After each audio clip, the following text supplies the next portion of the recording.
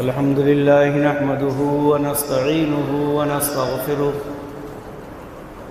ونعوذ بالله من شرور أنفسنا ومن سيئات أعمالنا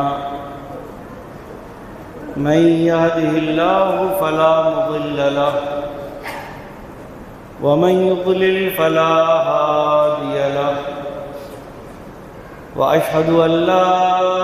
إله إلا الله وحده لا شريك له وأشهد أن محمدًا عبده ورسوله يا أيها الذين آمنوا اتقوا الله حق تقاته ولا تموتن إلا وأنتم مسلمون يا أيها الناس اتقوا ربكم الذي خلقكم من نفس واحدة وخلق منها زوجها وبث منهما رجالا كثيرا ونساء واتقوا الله الذي تساءلون به والأرحام إن الله كان عليكم رقيبا يا أيها الذين آمنوا اتقوا الله وقولوا قولا سديدا يصلح لكم أعمالكم ويغفر لكم ذنوبكم ومن يطع الله ورسوله فقد فاز فوزا عظيما أما بعد فإن خير الحديث كتاب الله وخير الهدي هدي محمد صلى الله عليه وسلم وشر الأمور محدثاتها وكل محدثة بدعة وكل بدعة ضلالة وكل ضلالة في النار. أعوذ بالله السميع العليم من الشيطان الرجيم. بسم الله الرحمن الرحيم. وعباد الرحمن الذين يمشون على الأرض هونا وإذا خاطبهم الجاهلون قالوا سلاما. رب اشرح لي صدري ويسر لي أمري واحلل عقدة من لساني يفقهوا قولي. حاضرین جماعة، بزرگوں، دوستوں، عزیزوں اور خواتین ملت اسلامیہ،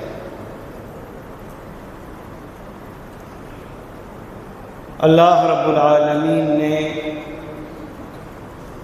اہل دنیا کی ہدایت و رہنمائی کے لیے بے شمار نبی اور رسول بھیجے اور مبعوث فرمائے.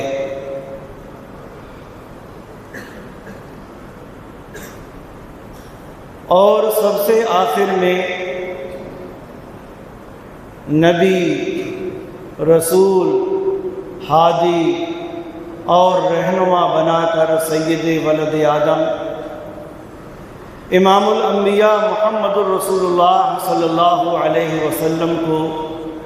مبعوث کیا گیا.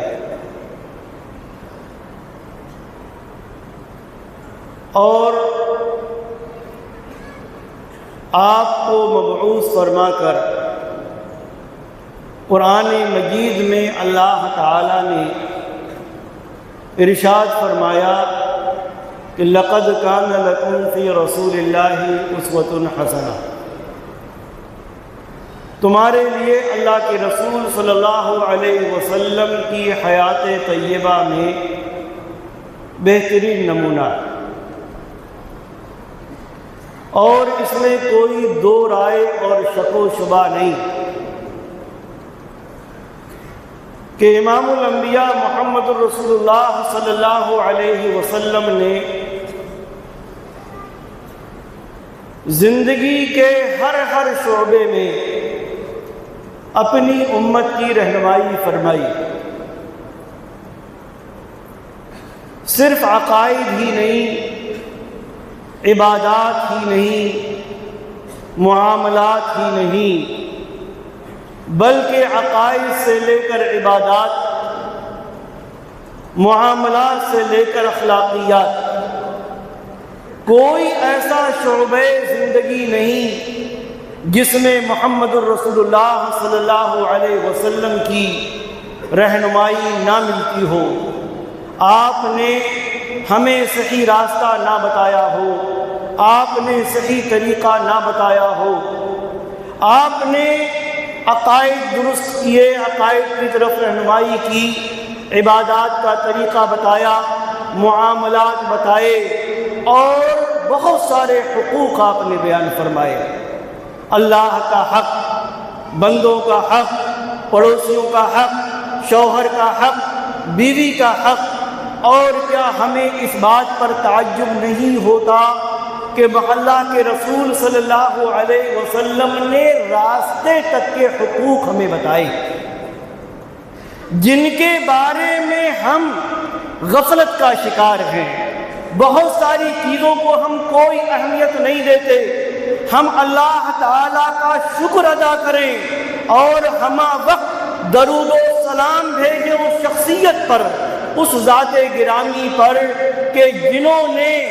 ہمارا صرف عقیدہ درست نہیں کیا، ہماری صرف نماز درست نہیں کرائی، جنہوں نے ہمیں نماز میں کھڑے ہونے، رکوع کرنے، سجدے کرنے، اللہ سے دعائیں مانگنے، تلاوت قرآن کرنے اور دوسری چیزوں کے طریقے نہیں بتائے، بلکہ وہ باتیں بتائیں کہ عام آدمی عام طور پر جن کے بارے میں شرم محسوس کر سکتا ہے یا جس کے بارے میں مذاق اور استہزاء اڑایا جا سکتا ہے، اور ایسا کیا گیا۔ سنن نبی داؤد وغیرہ کی روایت ہے کہ دشمنان اسلام نے، مشرکین نے تمسخرانہ انداز میں، مذاق کے انداز میں اور مذاق اڑاتے ہوئے ایک بات کہی تھی حضرت سلمان فارسی رضی اللہ تعالی عنہ سے کہ تمہارے نبی تو تم کو ہر چیز سکھاتے ہیں، حتیٰ کہ انہوں نے قضائے حاجت یعنی ٹوائلٹ تک کے طریقے بتائے۔ ہمارے جیسے زمانے کے لوگ ہوتے تو شاید شرم سے سر جھکا لیتے، لیکن سلمان فارسی رضی اللہ تعالی عنہ نے بڑے فخر سے یہ بات کہی تھی کہ ہاں، ہمارے نبی نے ہم کو ہر بات سکھائی، قضائے حاجت تک کے طریقے ہم کو سکھائے۔ آپ نے ہم کو منع فرمایا ہے اس بات سے کہ جب ہم قضائے حاجت کے لیے جائیں، جب ہم پیشاب کرنے کے لیے جائیں تو خانہ کعبہ کی طرف ہمارا رخ ہو۔ آپ نے ہمیں اس سے منع فرمایا ہے۔ آپ نے ہمیں منع فرمایا ہے کہ ہم دائیں ہاتھ سے استنجا کریں۔ آپ نے ہمیں منع فرمایا ہے اس بات سے کہ ہم کسی گوبر سے یا ہڈی سے استنجا کریں، اور آپ نے ہمیں حکم دیا کہ ہم 3 پتھروں سے کم استنجا کریں۔ اگر پتھروں یا مٹی کے ڈھیلوں سے استنجا کرنے کی بات آئی تو یہ ہے اسلام، یہ ہے محمد الرسول اللہ صلی اللہ علیہ وسلم کا طریقہ۔ ہم نہیں جانتے تھے کہ کھانے کے آداب کیا ہیں، پینے کے آداب کیا ہیں، سونے کے آداب کیا ہیں، جاگنے کے آداب کیا ہیں، ٹوائلٹ میں جانے کا طریقہ اور اس کے آداب کیا ہیں، نکلنے کے آداب کیا ہیں، مسجد میں داخل ہونے کا طریقہ اور آداب کیا ہیں، مسجد سے نکلنے اور اس میں داخل ہونے کے آداب کیا ہیں، جوتا کیسے پہنا جائے، چپل کیسے پہنی جائے، کیسے راستے میں چلا جائے۔ قربان جائے محمد الرسول اللہ صلی اللہ علیہ وسلم پر، اور احسان مانے اللہ رب العالمین کا کہ اس نے قرآن نازل کیا، قرآن میں احکامات دیے گئے، بتائے گئے بہت سارے طریقے، اور محمد الرسول اللہ صلی اللہ علیہ وسلم کی سنتیں، آپ کے اقوال، آپ کے فرامین، آپ کی حیات طیبہ، کون سا ایسا گوشہ ہے کہ جس میں ہمیں رہنمائی نہ ملتی ہو۔ آئیے آج بات کرتے ہیں اس کی جس سلسلے میں ہم مومن ہونے کے باوجود، مسلمان ہونے کے باوجود، اللہ اور اس کے رسول سے محبت کرنے کے باوجود غفلت کا شکار ہیں۔ وہ سبب، وہ چیز کہ جو جنت میں داخل ہونے کا سبب بن سکتی ہے اور اللہ کے نبی صلی اللہ علیہ وسلم نے بتایا، ہم اس میں غفلت کا شکار ہیں۔ اللہ تعالیٰ نے اہل ایمان، رحمان کے بندوں اپنے نیک بندوں کی صفات بیان کرتے ہوئے فرمایا وعباد الرحمن الذین یمشون علی الارض ہونا وَإِذَا خَاطَبَهُمُ الْجَاهِلُونَ قَالُوا سَلَامًا کہ رحمان کے بندے اللہ کے نیک بندے وہ ہیں کہ جو زمین میں نرمی کے ساتھ چلتے عقل نہیں دکھاتے، فخر نہیں دکھاتے، تکبر نہیں کرتے، دوسروں کو نیچا نہیں دکھاتے۔ وَإِذَا خَاطَبَهُمُ الْجَاهِلُونَ قَالُوا سَلَامًا اور جب نادان لوگ، بے وقوف لوگ، جاہل لوگ ان سے الجھتے ہیں تو وہ گالی کا جواب گالی سے نہیں دیتے، برائی کا جواب برائی سے نہیں دیتے، بلکہ کہتے ہیں کہ بھئی تم پر سلامتی ہو، ہم تمہارے منہ نہیں لگیں گے۔ راستہ چلتے وقت، راستے میں جاتے وقت ایک مومن اور ایک مسلمان کی شان یہی ہونی چاہیے، وہ نرمی کے ساتھ جائے، لگے کہ یہ محمد الرسول اللہ صلی اللہ علیہ وسلم سے محبت کرنے والا، لگے کہ یہ قرآن کو ماننے والا ہے، لگے کہ یہ ہادی و رہنما محسن انسانیت محمد الرسول اللہ صلی اللہ علیہ وسلم کے طریقے کو اپنانے والا ہے۔ ایک مرتبہ اللہ کے نبی صلی اللہ علیہ وسلم نے صحابہ کرام سے فرمایا، ابو سعید خدری رضی اللہ تعالی عنہ راوی حدیث ہے، کہتے ہیں اللہ کے نبی صلی اللہ علیہ وسلم نے فرمایا کہ ایاکم والجلوس فی الطرقات، راستے میں مت بیٹھا کرو، راستے میں بیٹھنے سے بچو۔ صحابہ کرام نے کہا کہ اللہ کے رسول ہمارے لیے راستوں میں بیٹھنا ضروری، ہم وہاں بیٹھتے ہیں، مختلف قسم کی باتیں ہوتی ہیں، ایک دوسرے سے تبادلہ خیال کرتے ہیں، ایک دوسرے سے ملتے ہیں۔ تو آپ نے فرمایا کہ اگر تمہارا راستوں میں بیٹھے بغیر کوئی چارہ نہیں اور بیٹھنا ضروری ہے فَأَعْتُوا الطَّرِيقَ حَقَّهَا، تو راستے کا حق ادا کرو۔ انسان کے حق کی بات نہیں،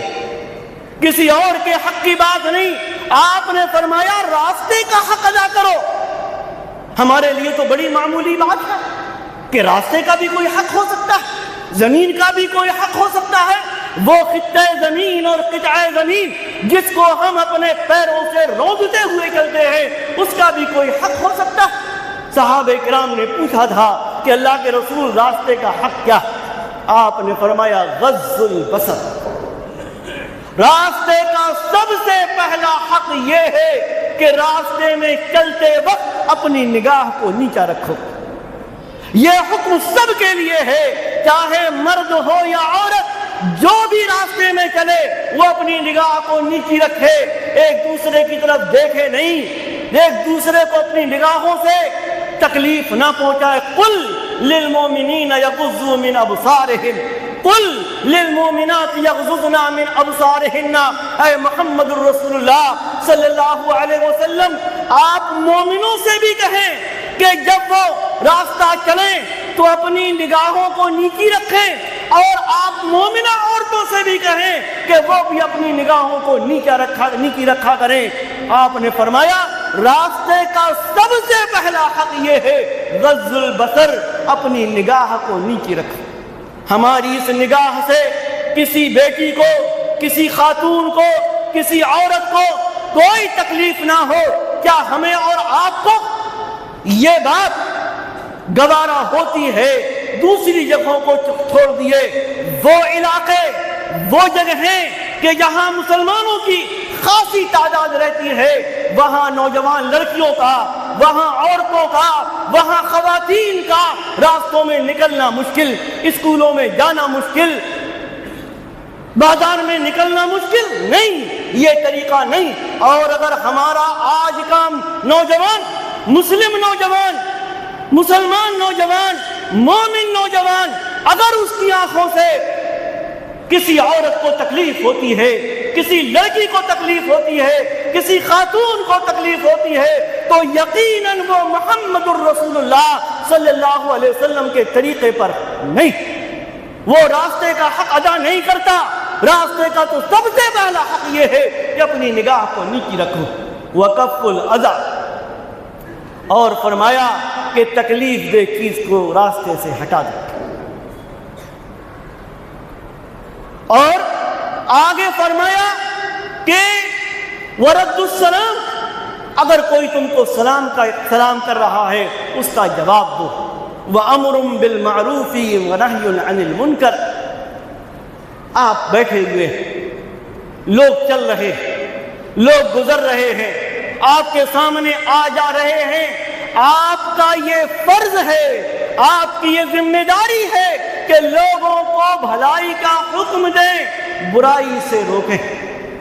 اللہ کے نبی صلی اللہ علیہ وسلم نے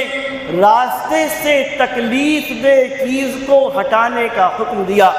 یہ راستے کا حق، میرا عقیدہ صحیح ہے، ہماری عبادات ٹھیک ہیں، ہم نمازیں بھی پڑھتے ہیں، ہم روزے بھی رکھتے ہیں، ہم زکاتیں بھی دیتے ہیں، لیکن ان سب کے ساتھ حال یہ ہے کہ ہم راستوں کو تنگ کرتے ہیں۔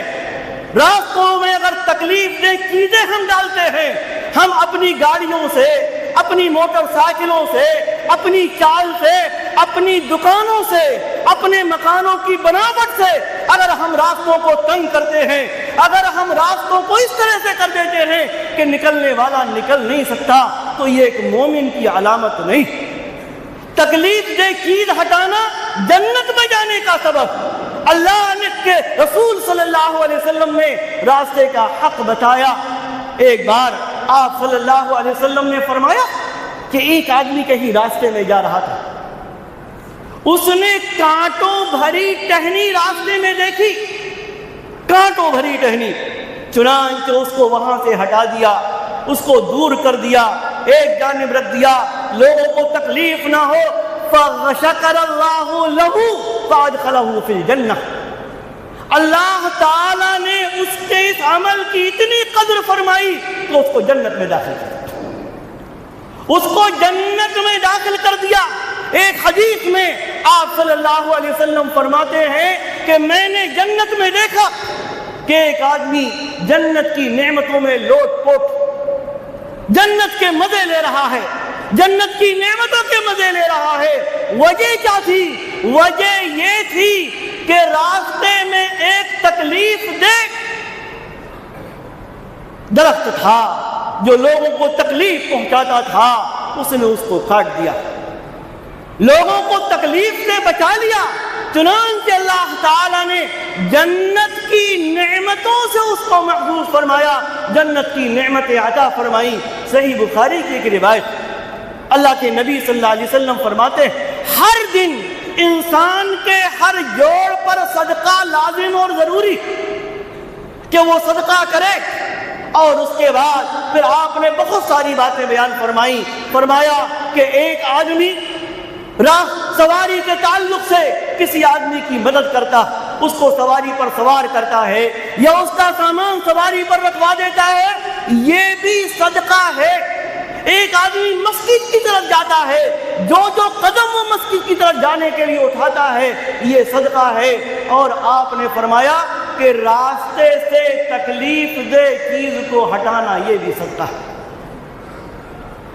یہ بھی صدقہ۔ اللہ تبارک و تعالی اس پر ثواب عطا فرماتا ہے، اس کو اپنی نعمتوں سے نوازتا ہے۔ اس کے برعکس اگر ایک آدمی راستے کو تکلیف دہ بنائے، ٹھیک ہے وہ راستہ استعمال کرتا ہے،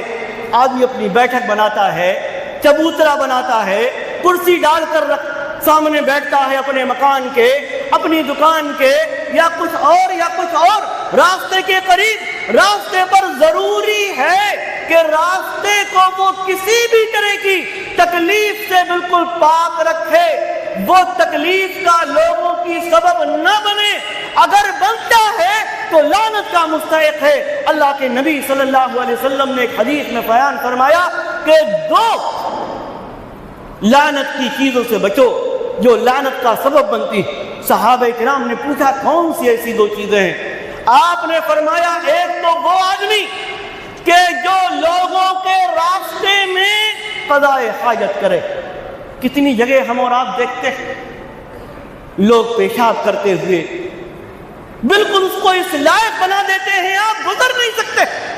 فرمایا جو راستے میں اس طرح کی گندگی پھیلائے یا ایسی جگہ کہ جو لوگوں کا سایہ حاصل کرنے کے لیے ہے، اس جگہ وہ گندگی پھیلائے، ظاہر ہے جو بھی گزرتا ہے برا کہتا ہے، غلط کہتا ہے، ایسے آدمی کو لعن طعن کرتا ہے۔ فرمایا یہ لعنت کا سبب۔ تو ایک مومن، ایک مسلمان کا کام یہ ہے کہ راستے کے حقوق کو ادا کرے، راستے کی تنگی کا سبب نہ بنے۔ دوسری جگہوں کو تو چھوڑ دیں ہم اور آپ، ہم اس علاقے کو دیکھیں، ہم ان جگہوں کو دیکھیں، ہم ان گلیوں کو دیکھیں، ہم ان روڈوں کو دیکھیں، ہم ان جگہوں کا خود معائنہ کریں جن سے ہم گزرتے ہیں، ہمارے بچے گزرتے ہیں، ہمارے رشتہ دار گزرتے ہیں، ہمارے مریض گزرتے ہیں، ہماری گاڑیاں گزرتی ہیں، ہم خود کس کے ذریعے سے کہیں کام پر جاتے ہیں، ہمارے بچے اسکولوں پر جاتے ہیں، ہمارا مریض ہاسپٹل جاتا ہے۔ ہم نے کتنا تنگ کر دیا، ہم نے کتنا تنگ بنا دیا، کسی اور نے نہیں، اس کے ذمہ دار خود ہم ہیں۔ ہمیں راستہ چلنے کا سلیقہ نہیں، ہمیں اپنی موٹر سائیکل کھڑی کرنے کا سلیقہ نہیں۔ گیا ہے شو روم میں،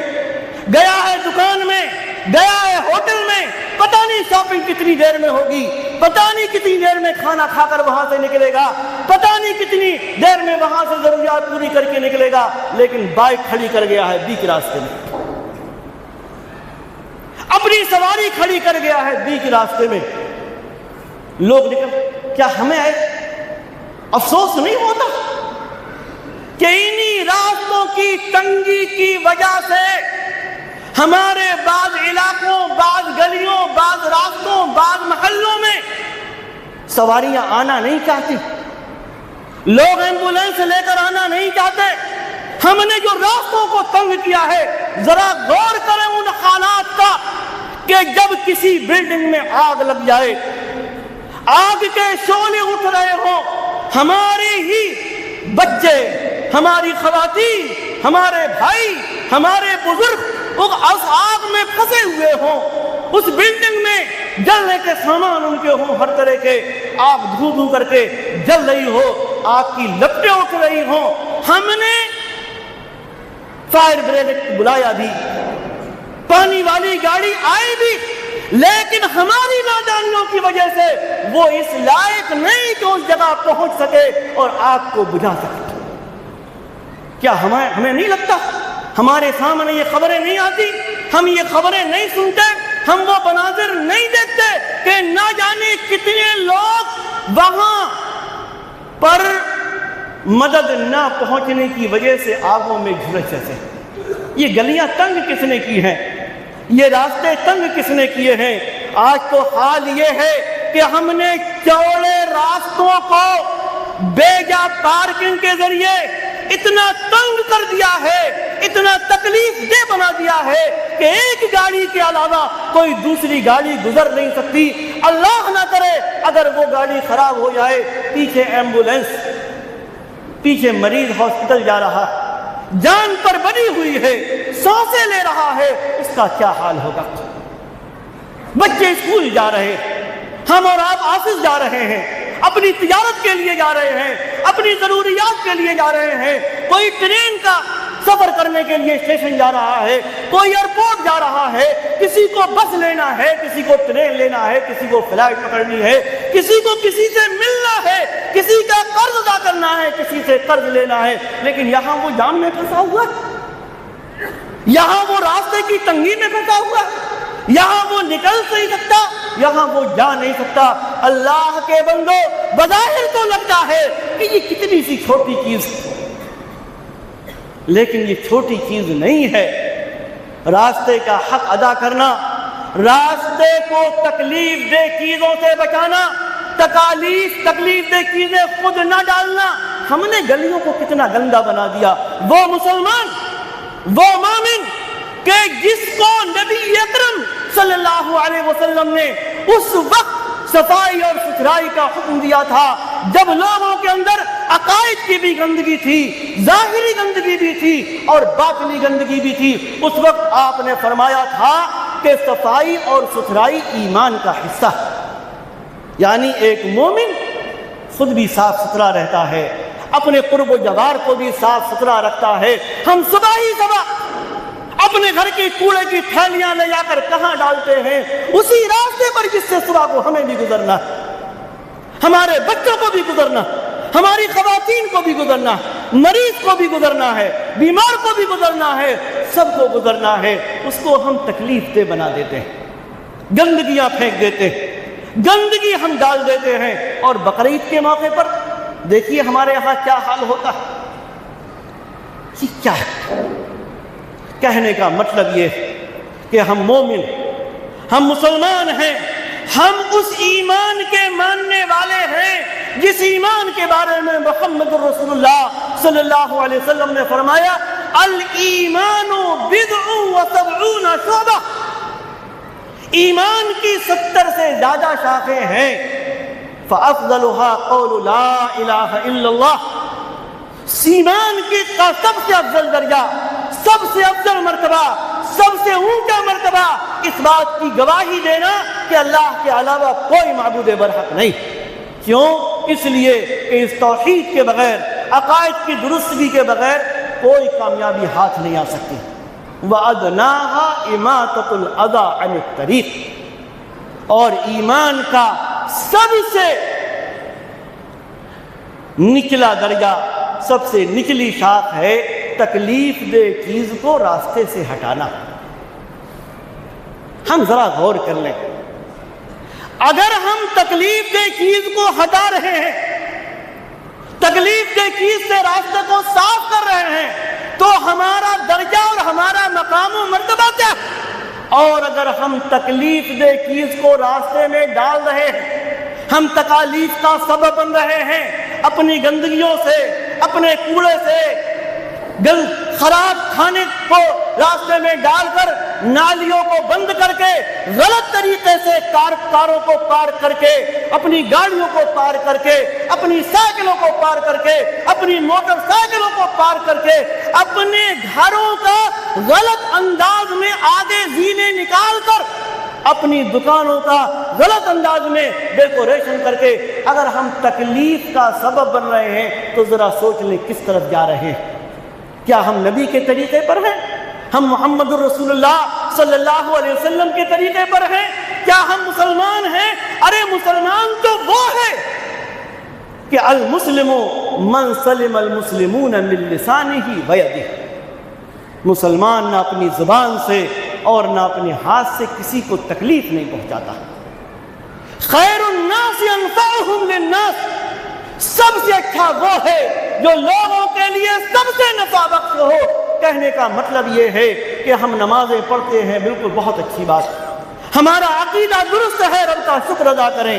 ہم زکوٰۃ دیتے ہیں، رب کا احسان مانیں، ہم حج کرتے ہیں، رب کا شکریہ 1000 بار، لاکھ بار ادا کریں، لیکن اس کے ساتھ ساتھ ان حقوق کو بھی ادا کریں کہ جن کے ذریعے سے ہمارا ایمان کامل ہوتا ہے، ہمارا اسلام کامل ہوتا ہے، ہم رب کی نعمتوں کے مستحق بنتے ہیں، ہم جنت میں جانے کے مستحق بنتے ہیں، جنتوں کی نعمتوں کے مستحق بنتے ہیں۔ اور ان میں سے ایک بہت چھوٹی چیز ہے جو ہمارے نزدیک اہمیت نہیں رکھتی کہ ہم راستوں کو ٹھیک ٹھاک رکھیں، راستوں کو صاف رکھیں، راستوں کو چوڑا رکھیں، راستوں میں تکلیف دہ چیزیں نہ